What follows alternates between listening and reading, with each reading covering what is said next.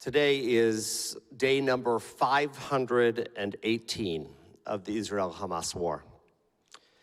It has been a year and a half since the massacre of October 7th took the lives of more than 1,200 people in Israel. And still today, as I mentioned, we are waiting for the return of hostages who have been brutally held in Hamas tunnels in Gaza. 518 days, and it feels as if the tragedy will never end.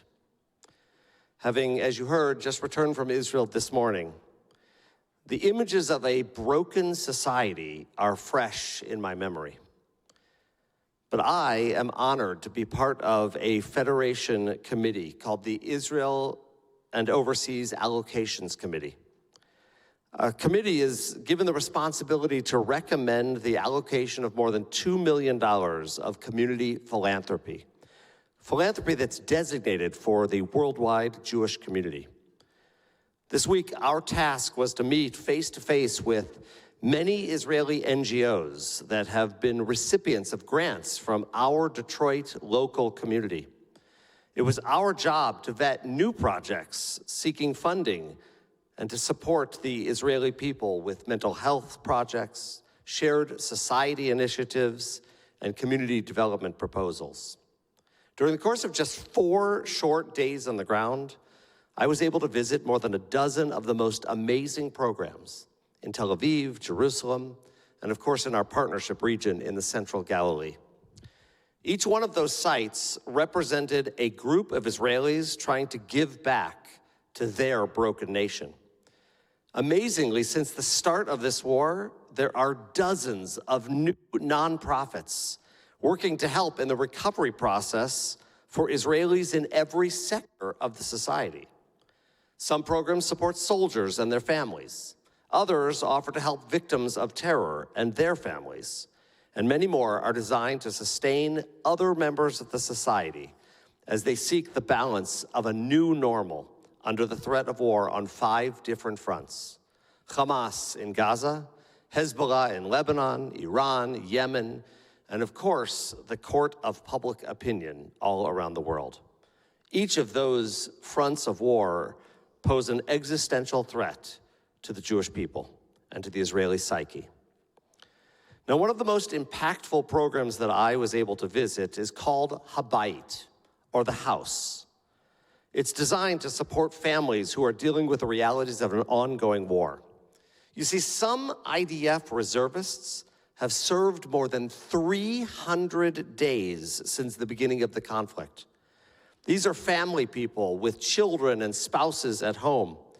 And after fighting in the most intense situations behind enemy lines, they come home to fight in their own houses with their spouses and their children, who need them more than ever. But the soldiers are in no condition to be good parents or partners. This newly created nonprofit, supported by our Detroit Jewish community, offers 6 months of mentoring by volunteers who are trained to support these families with parenting skills, mental health counseling, and so much more. To be honest, I had no real understanding of that need, but is clearly an enormous problem, and the testimonials of success from people who are already in the program were undeniably positive. Another NGO called A New Way brings Arab and Jewish students together in Nazareth and Nof HaGalil to understand each other, to foster a sense of growth as a society. And a third site visit that we saw, called Adama Tova, a good land, boasts the creation of a healing space for parents and siblings and friends of those who were killed on October 7th. We heard from one of those parents, a father who had lost his son on that terrible day. He shared with us the powerful impact of Detroit dollars and offered us a glimpse into the communal pain of the entire nation. But I'm sure, as you can imagine, the most devastating part of our trip was a visit to Re'im, the site of the infamous Nova dance parties, where hundreds of young people lost their lives and countless others their innocence. The memorial site there is a graveyard of posters memorializing those murdered and kidnapped. Even more graphic are the remains of a neighborhood for teenagers at Kibbutz Kfar Aza.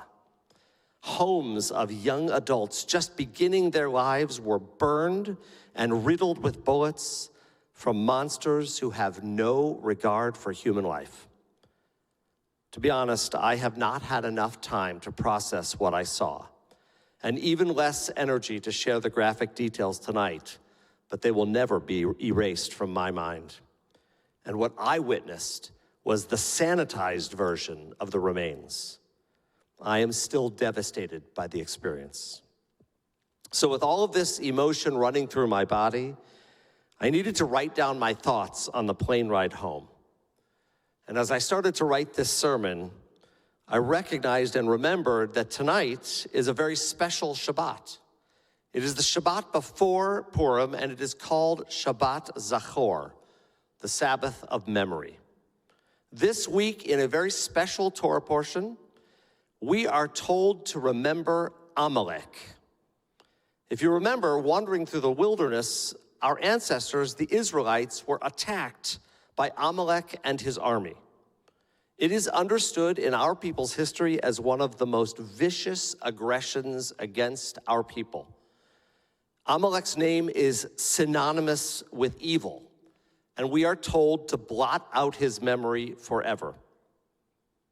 Next week, we'll be celebrating on this bima with children dressed in costumes the story of Mordechai and Esther and the discovery of that terrible plot from Haman to kill the Jews. And once again, we will be reminded of these Amalek that exist in our world. Coming back from Israel this week, it is more clear to me than ever that Hamas exists as a modern-day Amalek. The brutal attack of October 7th was pure evil, and we need to work together to erase their ideology of history and hatred from our world.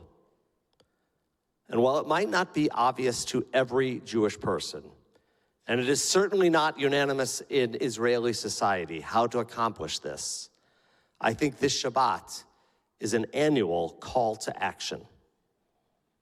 You see, while I was in Israel this week, there was also a meeting of the newly installed board of the Jewish Agency for Israel, under the leadership of a new CEO, Yehuda Saton. Now, Detroit is lucky to be represented by 4 members of our community. It's a large delegation to that board, 3 of whom are members of Temple Israel. Addressing the board, the new CEO said to his leadership this question: in 10 or 20 or 50 years, people like us will be asked, where were we on October 7th? And more importantly, what did we do to ensure the survival of the state of Israel after that terrible day? For me, I found my answer this week. You see, it lies in trying in every way I can to heal the brokenness that I felt this week in Israel. The way I plan to do this is to support the organizations that are taking care of Israelis in every sector. And if we do that, we can do our part to make sure the people of Israel will live. And I'm talking about doing something specific. This is the moment to act on behalf of the Israeli nation with everything we have. Being a part of the Federation community, donating our dollars and our time to our Jewish Federation is not just helping the Detroit community, but allowing Detroiters to help those who are suffering in Israel.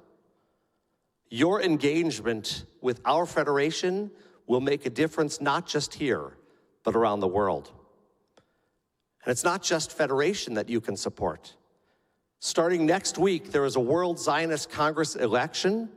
You will have a voice to tell the people of Israel where we want our philanthropy to go. So please, we'll remind you over and over again for the next 8 weeks, vote in the World Zionist Congress and allow your voice to be heard for the state of Israel. And if that's not enough, Just come here. Be engaged. Pray.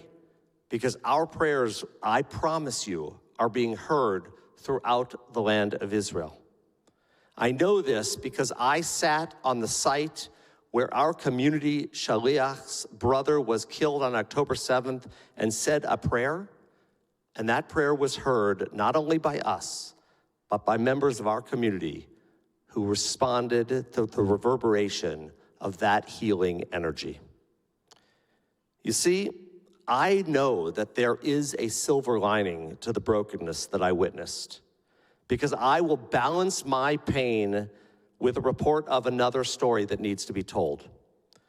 Just 2 days ago, at the funeral for her husband, Ohad, who was returned to Israel in a coffin after more than 500 days in captivity, Batsheva Yahalomi, who is a dear friend of my closest friend in Israel, shared this message with the world. It feels like black clouds of darkness are creeping in and covering every corner. They spread in the form of more fallen soldiers, hostages who do not return, and a torn country. It feels like the darkness cannot be driven away. And when I get lost in that darkness, I imagine you, Ohad, and what you would ask us to do. To see the good, to seek out the light and hold on to it. So, adopt Ohad's way. Spread the light and the goodness.